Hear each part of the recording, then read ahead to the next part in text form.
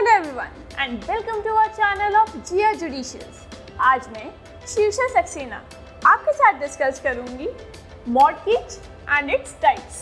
तो आज के इस वीडियो में हम लोग कवर करेंगे कि आखिर मॉर्गेज होता क्या है, इसका मीनिंग क्या है, इसका पर्पस क्या है, मॉर्गेज करने की ज़रूरत क्या है। एंड देन हम लोग बेरक लैंग्वेज पढ़ेंगे और एक एक करके देखते जाएंगे कि इसमें जो वर्ड्स यूज़ हुए हैं उनका मतलब क्या है। So let's start with our video. सबसे पहले मीनिंग ऑफ मॉर्गेज। मॉर्गेज क्या होता है? जैसे कि हम लोगों ने बहुत बार सुना होगा कि ये पर्सन को जो पैसे की ज़रूरत पड़ी तो उसने अपना घर गिरवी रख के कुछ पैसे उधार ले लिए, तो वही गिरवी रखने को हम लोग इंग्लिश में कहते हैं मॉर्गेज। मॉर्गेज यानी कि गिरवी रखना। तो मॉर्गेज क्या होता है? मॉर्गेज एक तरह की सिक्योरिटी होती है जो हम लोग देते हैं अपनी पेमेंट को, अपने मनी को सिक्योर करने के लिए। So what is mortgage? Mortgage एक तरह की सिक्योरिटी हो गई हमारे डेब्ट को, हमारे लोन को सिक्योर करने के लिए। तो इसका पर्पस क्या हुआ? इसका पर्पस ये हुआ कि इवन इफ अगर वो पर्सन जिसको हमने पैसा दिया था उसके पास पैसे नहीं रहे, वो पैसे नहीं दे रहा, या फिर इवन इफ वो इंसॉल्वेंट भी हो गया, तो भी हमने जो उसे इमूवेबल प्रॉपर्टी मॉर्गेज रखी थी, हम लोग उस प्रॉपर्टी से अपनी डेब्ट को या अपने लोन को सेटिस्फाई कर सकते हैं। तो अब हम लोग को ये समझ में आ गया कि मॉर्गेज क्या होता है और उसका पर्पस क्या है। मॉर्गेज यानी कि गिरवी रखना और उसका पर्पस डेब्ट को सिक्योर करना। अब हम लोग एक एक करके जो है बेरक लैंग्वेज पढ़ते हैं और देखते हैं कि इसमें जो वर्ड्स यूज हुए हैं उनका मतलब क्या है। तो बेरक लैंग्वेज स्टार्ट होती है, अब mortgage is a transfer of an interest. तो ट्रांसफर ऑफ एन इंटरेस्ट से क्या मतलब है? ट्रांसफर ऑफ एन इंटरेस्ट से मतलब है कि सिर्फ उस इमूवेबल प्रॉपर्टी का इंटरेस्ट ट्रांसफर होता है, ओनरशिप ट्रांसफर नहीं होती। तो दोस्तों ये बात ध्यान रखिएगा कि मॉर्गेज में कभी भी ओनरशिप ट्रांसफर नहीं होती है, सिर्फ कुछ राइट्स ट्रांसफर होते हैं। Then in specific immovable property, यानी कि हम लोग मॉर्गेज कर सकते हैं सिर्फ और सिर्फ इमूवेबल प्रॉपर्टी का। मूवेबल प्रॉपर्टी यानी कि बाइक, कार, इन सबको हम लोग गिरवी नहीं रख सकते। हम लोग गिरवी किसको रख सकते हैं? सिर्फ इमूवेबल प्रॉपर्टी जैसे कि घर, बंगला एक्सेट्रा। ठीक है, for the purpose of securing the payment of money. जैसे कि मैंने पहले भी बताया था, जो हमारे मॉर्गेज का पर्पस होता है वो होता है securing the payment of money, ताकि इवन इफ अगर जिसको हमने पैसा उधार दिया था वो हम लोग को पैसा नहीं दे पा रहा, तो हम लोग इस इमूवेबल प्रॉपर्टी से अपनी डेब्ट को सिक्योर कर सकें। एडवांस और to be advanced by way of loan, यानी कि जो हम लोग पैसे दे चुके हैं या देने वाले हैं। एंड एक्सिस्टिंग और फ्यूचर डेब्ट, कोई डेब्ट जो अभी एक्सिस्ट कर रही है या फिर फ्यूचर में एक्सिस्ट कर सकती है।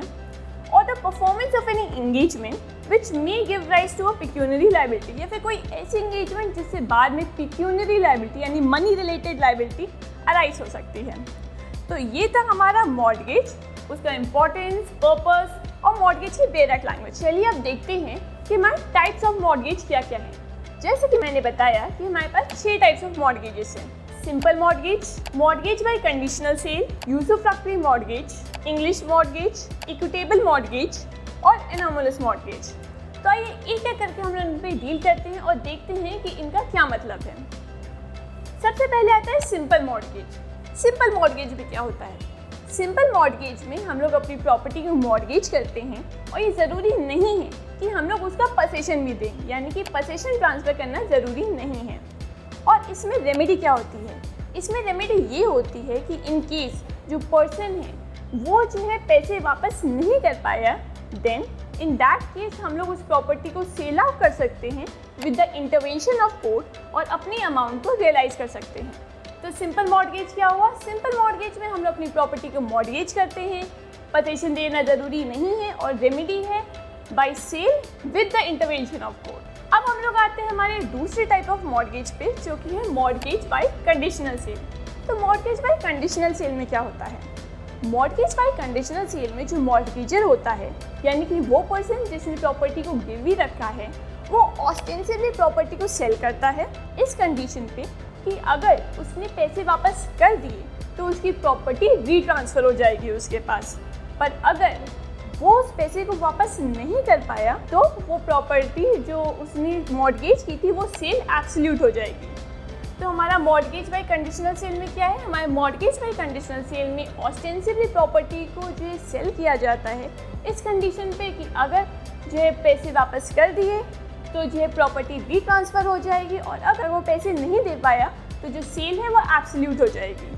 इसमें हमारी रेमेडी क्या है, रेमेडी है बाय फोरक्लोजर। अब हम लोग आते हैं हमारे तीसरे टाइप ऑफ मॉर्गेज पे, जो कि है यूसुफ्रक्टरी मॉर्गेज। यूसुफ्रक्टरी मॉर्गेज में क्या होता है, यूसुफ्रक्टरी मॉर्गेज का एक इम्पॉर्टेंट फीचर ये है कि इसमें हम लोग प्रॉपर्टी का पोसेशन ट्रांसफ़र करते हैं, और इसमें हम लोग जो मॉर्गेजी है उसको राइट देते हैं कि जो उसके रेंट्स और प्रॉफिट्स आ रहे हैं उस प्रॉपर्टी से, उसको वो रियलाइज़ कर सकता है अपने मनी के लिए या फिर इंटरेस्ट के लिए।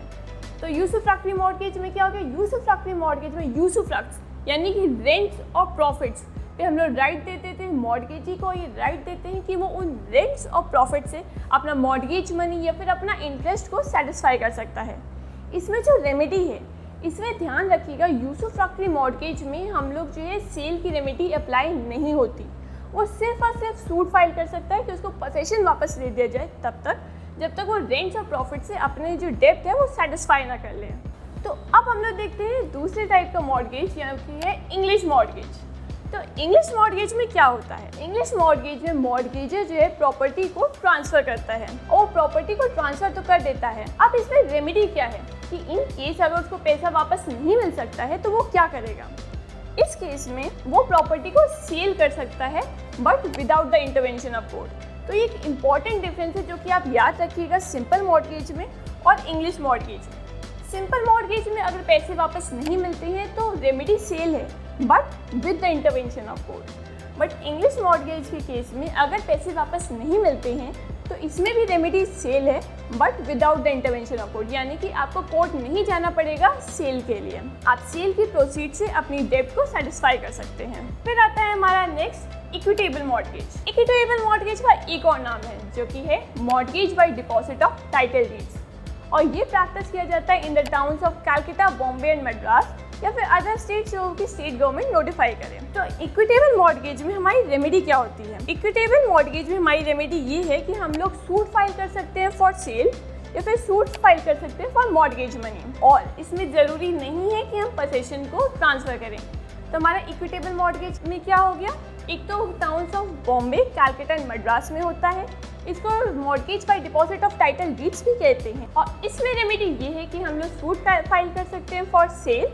और फॉर मॉर्गेज मनी। फिर लास्ट आता है हमारा एनामलस मॉर्गेज। एनामलस मॉर्गेज क्या होता है, वो मॉर्गेज जो इनमें से कोई भी टाइप ऑफ मॉर्गेज नहीं है वो है हमारा एनामलस मॉर्गेज। और एनामलस मॉर्गेज में हमारी राइट्स एंड लायबिलिटीज़ कैसे डिटरमाइन होती हैं, एनामलस मॉर्गेज में हमारी राइट्स एंड लायबिलिटीज़ डिटरमाइन होती हैं बाय कॉन्ट्रैक्ट। ठीक है, तो आज के इस वीडियो में हम लोगों ने कवर किया मॉर्गेज क्या होता है, इसका पर्पस क्या है जो कि सिक्योरिटी के पर्पस से, और फिर हम लोगों ने डिस्कस किया टाइप्स ऑफ मॉर्गेज क्या हैं। आई होप आपको ये वीडियो इन्फॉर्मेटिव लगी हो और ये आपके लिए यूजफुल रहे। Thank you, please like, share and subscribe to our channel.